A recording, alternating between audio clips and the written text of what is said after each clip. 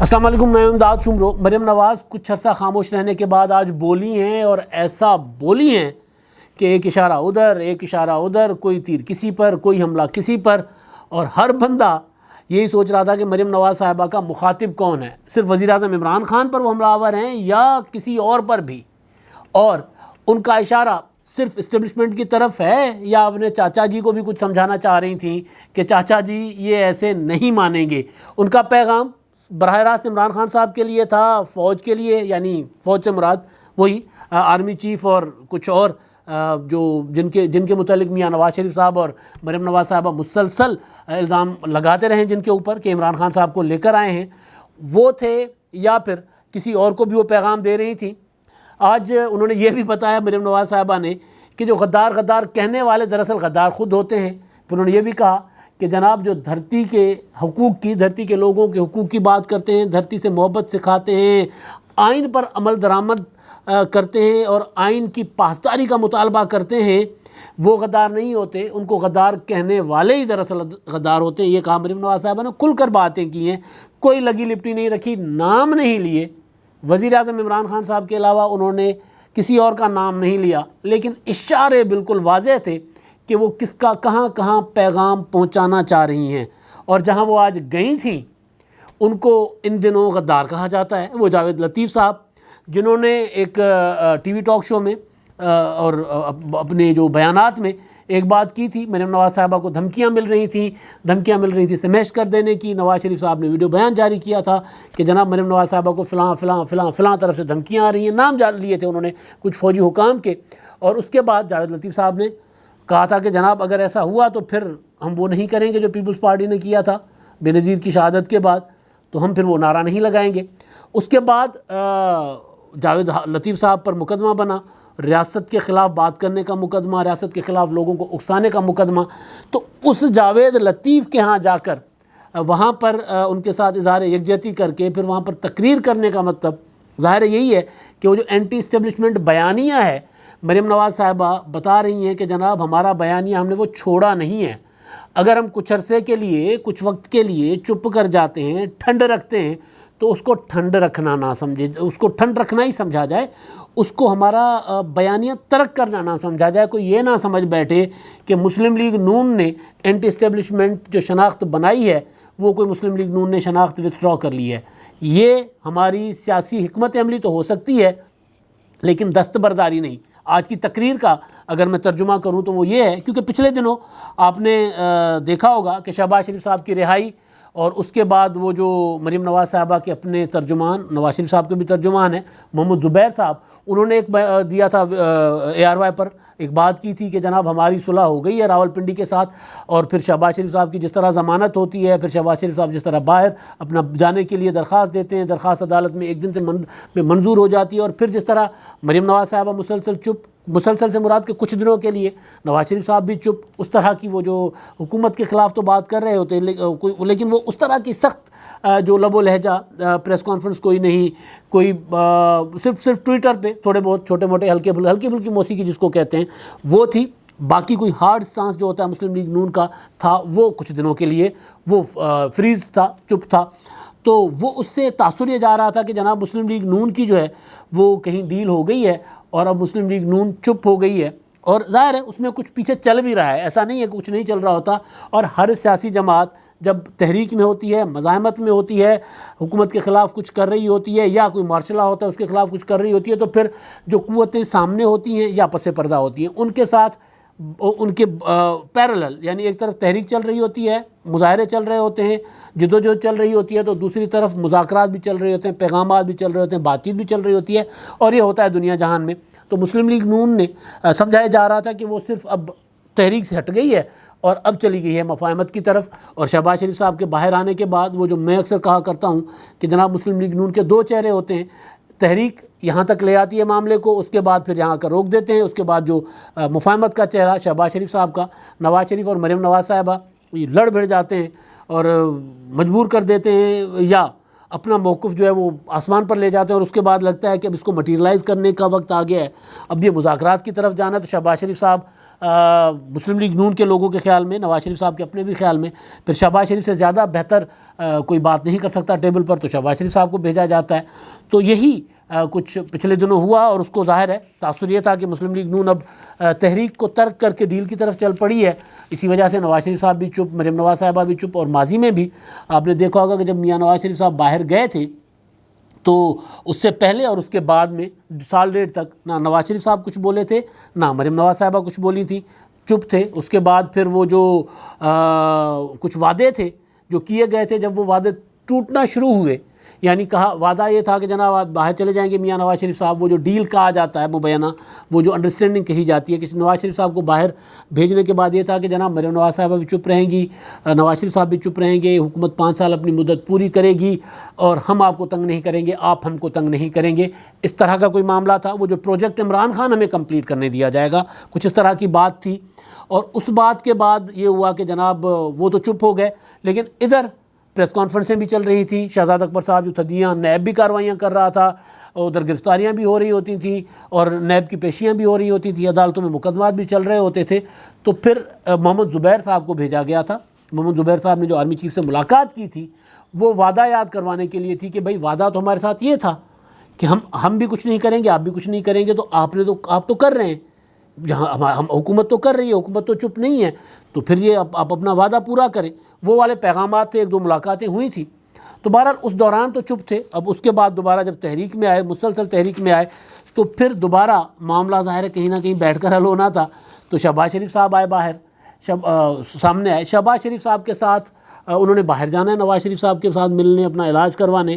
تو ظاہر چپ جو ہوئی، وہ اس کے پیچھے اب جو چیزیں سامنے آ رہی ہیں وہ یہی ہیں کہ وہ یہ تھا، انڈرسٹینڈنگ یہی ہوگی کہ بھائی اب ہم ٹھیک ہے، ہم اپنا ہارڈ سانس جو ہے، ہم جو جس طرح کی وہ شعلہ بیانی ہم اپنی روک دیتے ہیں، آپ ذرا آگے بڑھیں، اپنا جو پرانا وعدہ تھا وہ پورا کریں، چلیں آگے بڑھتے ہیں، چلتے ہیں۔ تو اس کے بعد شہباز شریف صاحب باہر آتے ہیں، تو شہباز شریف صاحب کو عمران خان روک دیتے ہیں بیرون ملک جانے سے، عدالت سے ضمانت ہو جاتی ہے۔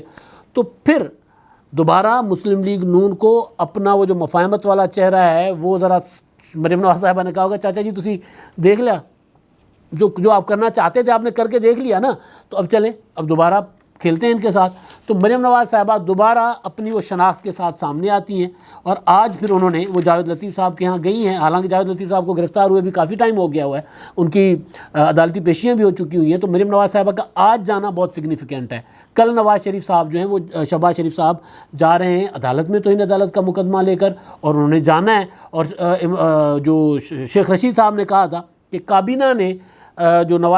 شہباز شریف صاحب کا ECL میں نام ہے، وہ پیر یا منگل تک کابینہ سے فیصلہ آ جائے گا، کابینہ سے سمری سرکولیشن سے، تو اس کے بعد پیر منگل تک وزارت داخلہ ان کا نام ECL میں ڈال دے گی، یا پیر منگل تک ڈالا جائے گا، ایسا کچھ انہوں نے کہا تھا۔ تو ظاہر ہے اب آج مریم نواز صاحبہ گئی ہیں، آج ہے اتوار، اور پیر منگل، اس کے بعد پیر کو حکومت نے جانا ہے عدالت میں، جو شہباز شریف صاحب کو بیرون ملک بھیجنے کا جو عدالت کا حکم تھا جسٹس باقر نجفی صاحب کا، ادھر جانا ہے حکومت نے اپیل لے کر، اور شہباز شریف صاحب نے توہین عدالت کے اس میں جانا ہے کہ جناب آپ نے کا حکم تھا اور انہوں نے آپ کی حکم عدولی کی ہے، تو وہ وہاں جائیں گے۔ تو اس سارے اس میں پس منظر میں مریم نواز صاحبہ کا آج بولنا، ظاہر ہے وہ سیاستدان ہوتے ہیں، سیاستدان پریشر ٹیکٹکس بھی کرتے ہیں، کہیں چپ ہو جاتے ہیں، 2 قدم پیچھے ہٹ جاتے ہیں، اگر 2 قدم پیچھے ہٹنے سے کام نہیں چلتا تو پھر 10 قدم آگے بڑھ کر حملہ کرتے ہیں۔ تو مریم نواز صاحبہ نے آج وہ حملہ کیا، اور پھر انہوں نے کہا کہ جناب غدار پھر ہم نہیں ہیں، پھر بات ہے تو پھر بات کریں، بات کرتے ہیں۔ پھر غدار تو وہ ہیں جنہوں نے RTS بٹھایا، غدار وہ ہیں جو کشمیر بھیج کے آئے امریکہ سے اور لٹکا ہوا منہ واپس لے کر آ گئے، غدار تو وہ ہیں جو اداروں کو استعمال کرتے ہیں سیاسی مخالفین کے خلاف، غدار تو وہ ہیں جو مذہبی جماعتوں کو استعمال کرتے ہیں، غدار تو وہ ہیں جو جسٹس قاضی فائز عیسیٰ اور شوکت عزیز کو متنازع بناتے ہیں۔ تو انہوں نے پھر تاک کر ساری باتیں کی، عمران خان صاحب کا نام لیا، مگر RTS بٹھا کر اور مشرف کو باہر بھیجنے والوں کو کی طرف انہوں نے اشارہ واضح کر دیا کہ ان کا اشارہ کس طرف تھا۔ انہوں نے کہا کہ جو RTS بٹھا کر عمران خان صاحب کو لے کر آئے ہیں نا، پھر ہم نہیں، وہ ہوں گے غدار۔ اور پھر انہوں نے یہ بھی کہا کہ بھائی مشرف کو رات کے اندھیرے میں باہر بھیجنے والے، اور عمران خان صاحب کو انہوں نے جو کمال بات کی نا اسرائیل کے متعلق کہ جناب یہ کیا فلسطین کے متعلق بات کریں گے، انہوں نے تو اپنے یہودی رشتہ دار کا جا کر وہاں پر لندن میں الیکشن مہم چلائی تھی، اور حقیقت بھی یہی ہے کہ وہ جو صادق خان صاحب ہیں پاکستانی نژاد برطانوی نیشنل،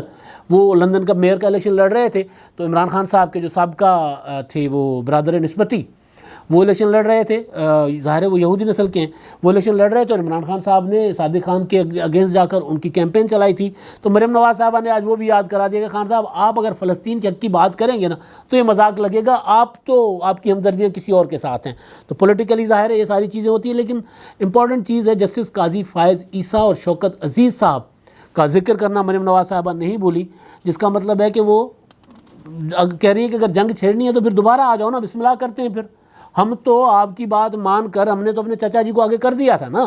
بھئی. آپ نے کہا تھا کہ جی لڑتے نہیں ہیں، چلیں ہم نے کہا ٹھیک ہے نہیں لڑتے، ہم نے چچا جی کو آگے کر دیا تھا. تو آپ اپنے لاڈلے کو سمجھائیں نا کہ آپ جو وعدے کرتے ہیں یہ پورے نہیں کرتے، پھر آپ کے